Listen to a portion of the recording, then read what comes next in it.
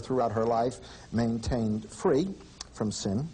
She was immaculately conceived, which means that she was conceived by the Holy Spirit, so that her own nature, her mother was, let me quote you correctly, her mother Anne, yes, conceived Mary without the stain of original sin, if I have it correctly. She was free from all sin, original and personal. Oh, yes. Keep going. That she is assumed into heaven bodily, parallels the resurrection of Christ. So the Immaculate Conception parallels the virgin birth.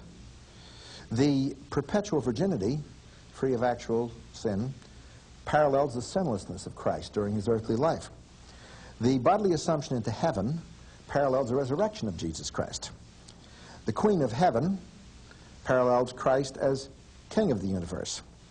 Mediatrix of all graces parallels Christ as mediator, and co-redemptrix of the universe participates with him in the redemption of mankind.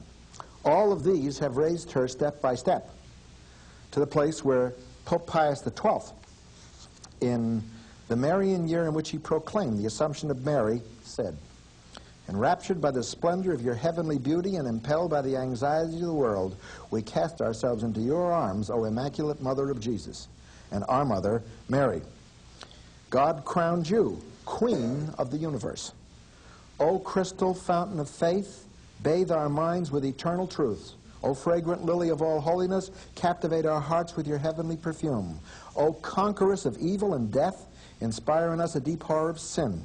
O well-beloved of God, hear the ardent cries which rise from every heart in this year dedicated to you. Convert the wicked. Dry the tears of the afflicted and the oppressed. Comfort the poor and the humble. Quench hatred. Sweeten harshness. In your name, resounding harmoniously in heaven, may they recognize they are all brothers. And finally, happy with you, we may repeat before your throne that hymn which is sung today around your altars. You are all beautiful, O Mary. You are the glory. You are the joy. You are the honor of our people." Sorry about that. She is not the crystal fountain of faith. Jesus Christ is the author and finisher of faith. She is not the glory and joy and honor of Christians. Jesus Christ is our glory, and him is the hope of glory.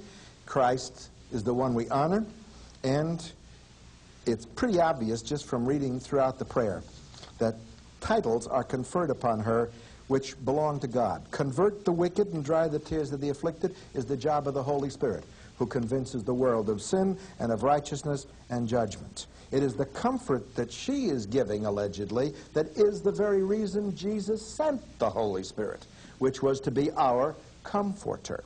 Now, giving Mary all her due right, all the position she is entitled to, she is not our life, our sweetness, and our hope. And that we have to confess in the Catholic Church, in which we say, our life, our sweetness, and our hope, to thee we cry, poor banished children of Eve.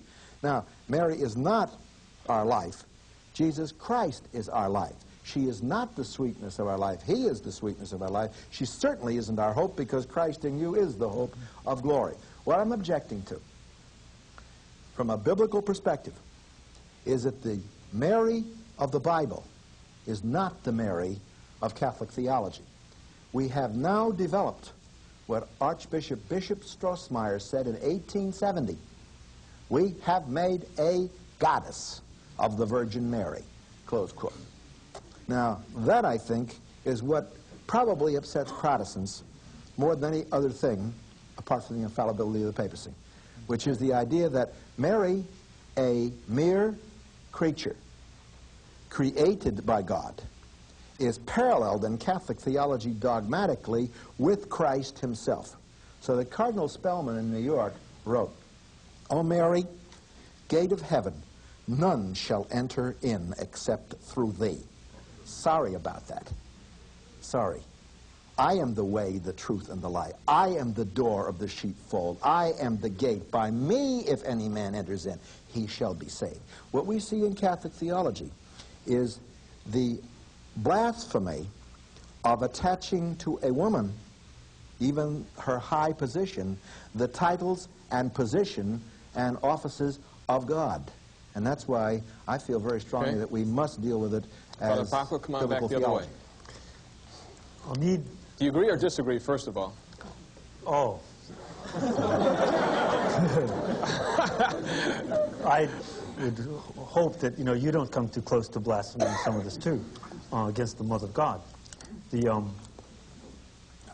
a lot of things, and there's a lot of points to try to deal with, and I won't be able to remember all of them, so... We'll go over again. Yeah.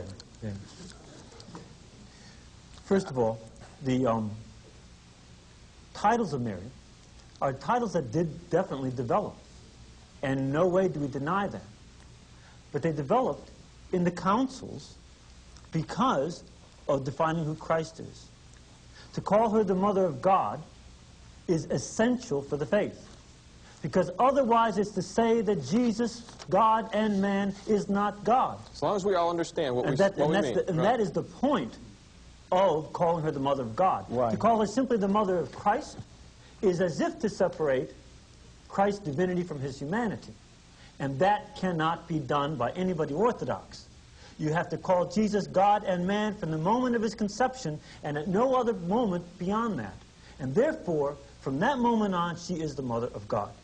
And we have to, and the councils that defined her as Mother of God did it because of trying to protect our understanding that Jesus is God from the moment of his conception and not 1 second later. I don't see any problem with that statement. Maybe Walter does. I did the Greek on that myself. And, well, if you're saying that she is the one that produced God. No, and Catholic Church never taught that. But it sounds like that, doesn't it? No, that is only what people who teach heresy would teach. But because the Catholic Church never teaches that a human creature can ever produce divinity. She's the mother of Jesus Christ, God and man. Right. And therefore, the mother of God, because Jesus is God. It's based on a false syllogism. I was taught Jesus is God, Mary is the mother of Jesus, therefore Mary is the mother of God. You were too. All right, let's take that syllogism and apply it. God is Trinity. Mary is the mother of God. Mary is the mother of the Trinity. The same logic holds and is devastated. She is the mother of God the Son, second person of the Trinity. God in human flesh. She gave him a human nature. But also... Period. But not period. We never have said that she's the mother of the Trinity. I know that. I'm just trying to show that the syllogism which we have, which leads us to the conclusion that she's the mother of God, only if you take it to the point of heresy. And that is never taken to that point. Well, see, and such a point would be... It is heresy to say she is the mother of God.